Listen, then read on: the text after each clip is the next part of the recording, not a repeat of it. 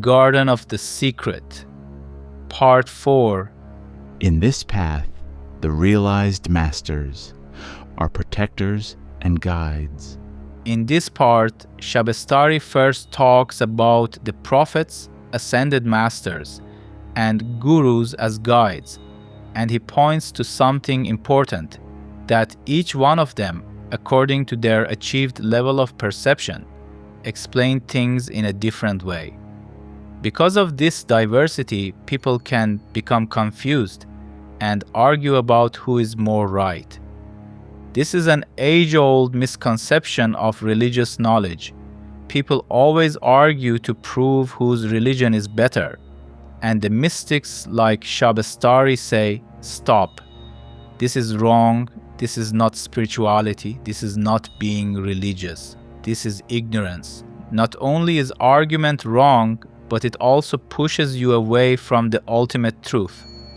And after all, spiritual traditions like Sufism say that for each individual, there is one path to God, that the most important thing is your intention, your love, and your devotion, not what religion you follow.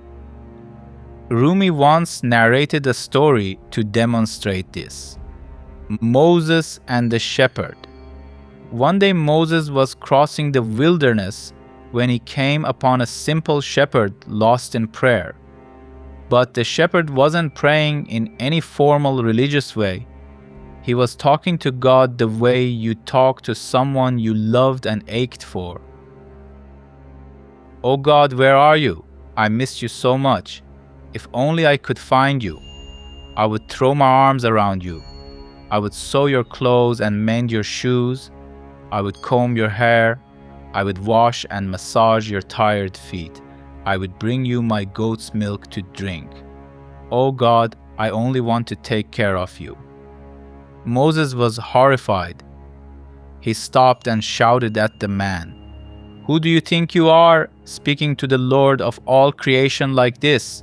God has no body, no hair to comb, no feet to massage. This is blasphemy. Stop, before his wrath destroys you." The shepherd's face fell. Ashamed, frightened, certain now that he had sinned, he hung his head, fell silent, and wandered off into the desert with his heart broken. But once Moses had gone on his way, a revelation came down to him from God, and God was not pleased with Moses. "You have driven my lover away from me," God said. "Did I send you to join people to me or to cut them off? Of everything you could do, never be the cause of separation. Separation is the worst of all sins. I have given every soul its own way of worship. I have given each one their own words, their own gestures, their own language of love. What sounds like blasphemy in one mouth is the purest devotion in another. I never asked for worship because I need it. I lack nothing. Worship adds nothing to me. I asked for it as a kindness to the worshipper, for it is they who are purified and blessed by it, not me. I am beyond pure and impure, so do not judge by the words or by the rules or by the past. Look at what is burning inside the heart here now. If the heart is humble and true, then even wrong words reach me perfectly. The heart is the essence. Words are only tools, and the tool never matters more than the hand that holds it. What do I want with polished, careful phrases? I want the burning. I want the longing. Light a fire of love in the heart, and let it burn every thought and every word to ash. O Moses, the people of careful words are one thing, and the people of burning love are another. The nation of the lover is not like the other religions, for the lover's nation and the lover's religion is God. Moses understood. Humbled, he went back to find the shepherd and told him, "Great news, great news. A new command has come down from the Almighty. Seek no etiquette now, no proper form.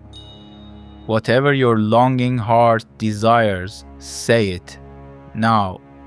This is the logic behind all the proper devotional ways of approaching God, and no system has elaborated on it better than Hinduism, specifically in the path of devotion, also called Bhakti. In its ultimate nature, God is formless and beyond any definition or quality, beyond name, form, thought, and language. So how can you possibly communicate with something that is beyond thought and language itself? You reach the formless by worshipping its countless forms. Most of the world has misunderstood Hinduism, thinking Hindus worship thousands of different gods, but the system explains it very clearly.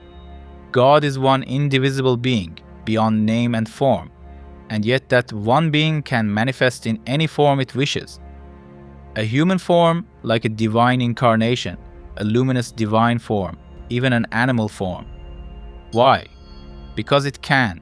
Why not? Some worship God as a father, some as a mother, some as a lover, some as a child, some as light, and some as a symbolic or animal form.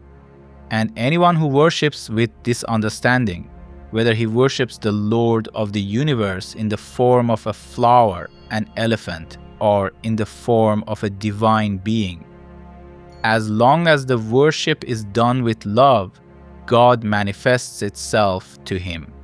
It's not about which form of God is better. It's about which one evokes the most devotion, surrender, and love in you. It is better to worship God as a cow with love than to worship it as some far-off heavenly power in a dry, mechanical, soulless way. Because as Rumi just showed us, worship is about you. It benefits you. It is there to make you meditative and to make you fall in love. Who are the guides and masters? In most spiritual traditions, a spiritual master is someone who has already journeyed the way to the ultimate enlightenment and freedom and can guide others to that place. But not everyone who is considered a master is fully enlightened. The truth is that those masters who have achieved the ultimate are very rare. Of course, there are some who have achieved some higher states of consciousness or have some spiritual powers, but they cannot be considered enlightened spiritual masters. Logically, depending on where they are, they can only guide people to where they are. Different classes of masters and prophets. Here, Shabestari speaks of the different classes of masters and the level each one has realized. He says, When they realized their own greatness, they talked about knower and known. One drowned in the ocean of unity and said, I am God. Another talked about dimensions and details of the ship. One only acquired the superficial knowledge. So he talked about the beach and dry land. This is the story of the different types of religious and spiritual teaching that were expanded by different teachers in history, according to their level of perception. If we understand that even the highest gurus and prophets we worship had to use their own limited vocabulary and symbolism to explain things, it helps us realize something important. Even when a seer or a prophet received or channeled the message, it was filtered through their own level of perception, their own mind, their own vocabulary. It wasn't as if God materialized a pre-filled book out of the sky. The channeling is always filtered through the channel's mind.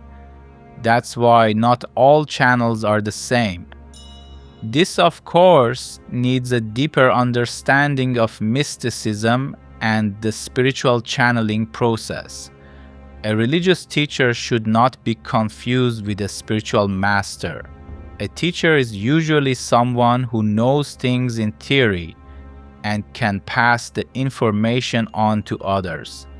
And the truth is, they might have a tremendous, impressive amount of knowledge and still not have made much spiritual progress. That's why discernment is needed. I see many people who, when they get impressed by a teacher's knowledge, assume that teacher is enlightened, while that teacher might be no different from an artificial intelligence model that can hand you the very same answers. But a spiritual master is someone who has achieved a certain level of mastery over a higher state of consciousness by experience, and whose very presence is enough to bless one's mind and soul on the spiritual journey. As a matter of fact, there have been many spiritual masters in history who barely spoke a word, and yet their presence alone created tremendous transformation in people. A master almost always belongs to a tradition and comes from an authentic lineage of masters. A teacher can only give you information, but a master can guide your inner spiritual journey through the inner spiritual realms, because not only does he have knowledge, but also spiritual capabilities that a philosopher lacks. How can you find one? A spiritual master or guru is not someone you can easily find unless you are ready for it and somehow destined to find one.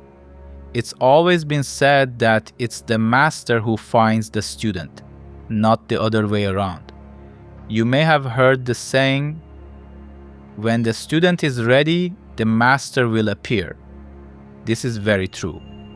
If you are not ready, no matter how much you search, you won't find a real one. Even if you see one, you won't be able to follow him, because your current state of mind and your karmic baggage will not allow you. How can you become ready? It's simple.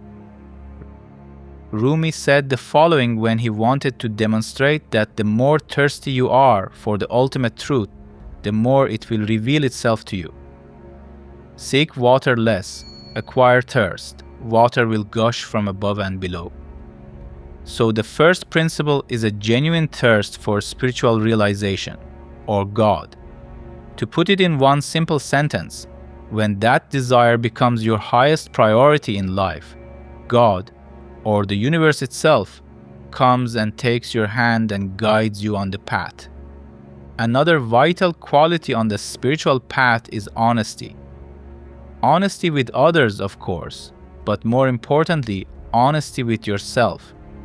Are you seeking God or enlightenment for its own sake, or are you on the spiritual path for name, fame, or power? Are you honest about your blind spots? Are you developing your character? A lot of spiritual seekers walk the path for the wrong reasons. Some because someone told them to, some because they think they'll acquire supernatural powers, and so on. So it's important to be honest with yourself. And lastly, you shouldn't sit idle waiting for a master to come. You need to prepare yourself to the best of your ability. Commit yourself to the spiritual practices and meditation that you probably already know, or start learning some. Do the things that you already know are the right things. Commit yourself to follow and apply the teachings of the great masters and saints. Things like honesty, forgiveness, patience, compassion, service, and selflessness. Remember, before you can become a spiritual person, you need to become a good human. Need more on this? I'll give you a quote from the great master, Swami Shivananda Saraswati. There is only one religion, the religion of love, the religion of unity and oneness. The essentials of all religions are the same: serve, love, give, purify, meditate, realize, be good, do good, be kind, be compassionate. Inquire, who am I? Know the self and be free. Love all, serve the Lord in all. Speak the truth, be pure, be humble, concentrate, meditate. Attain self-realization. These are the essentials of all religions. Customs, conventions, ceremonies are non-essentials. Do not fight over petty non-essentials. Be tolerant, be Catholic, have a broad outlook, respect all prophets, all saints, all messengers. All saints speak the same language. If you feel you need a guru or spiritual master in your life, purify yourself every day, follow the formula I just gave, and keep asking the universe for it.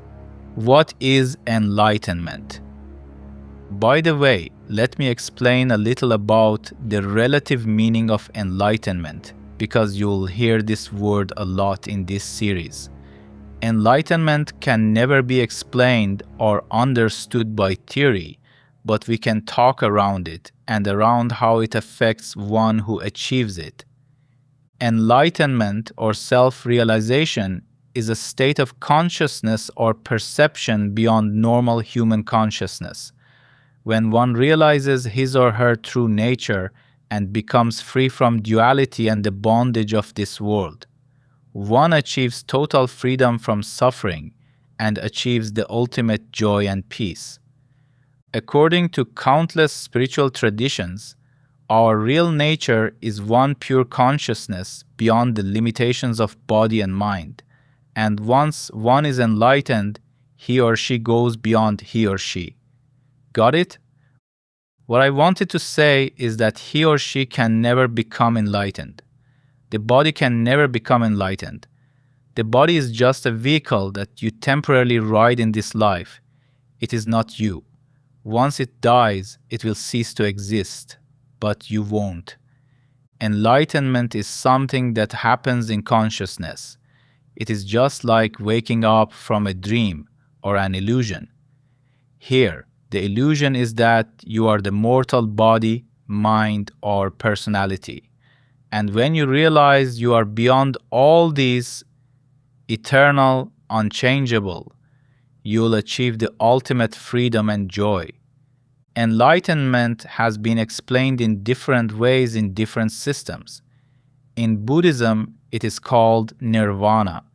It literally means something like being blown out, just like a candle flame that disappears into nothingness. But that nothingness is not really nothing.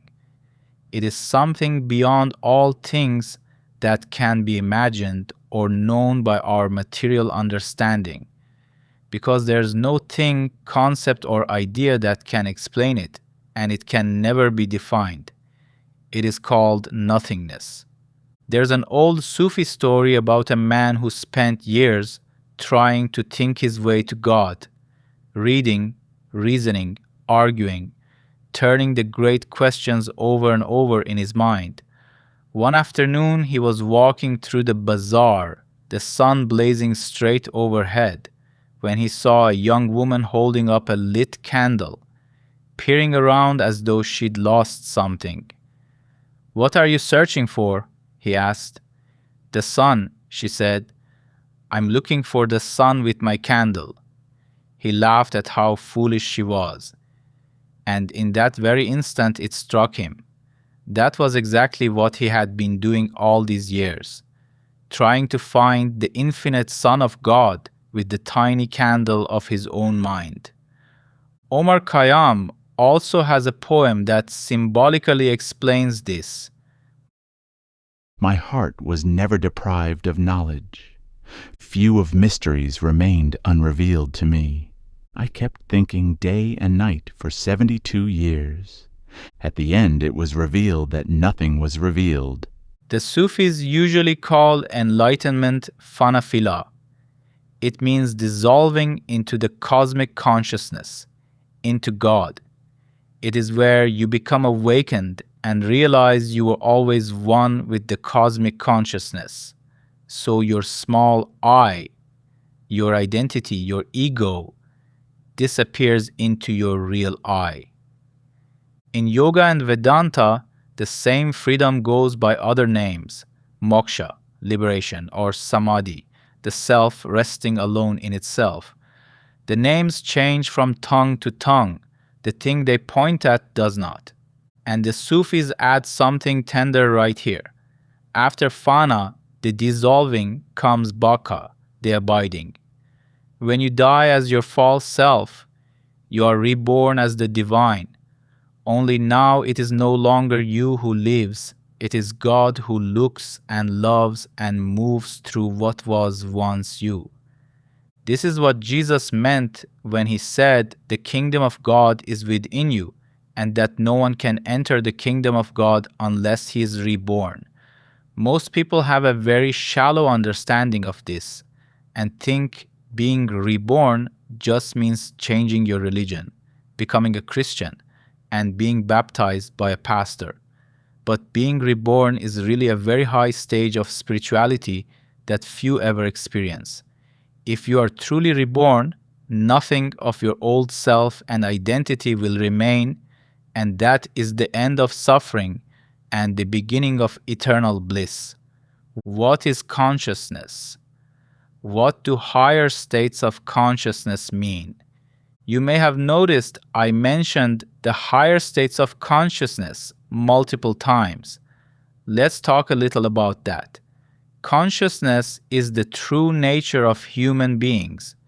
Before everything else, including the mind and thinking, consciousness is. Consciousness is pure awareness. It is beyond and prior to body, mind, and identity. Consciousness is sometimes called the witness because it is the real witness of all other things, including the mind.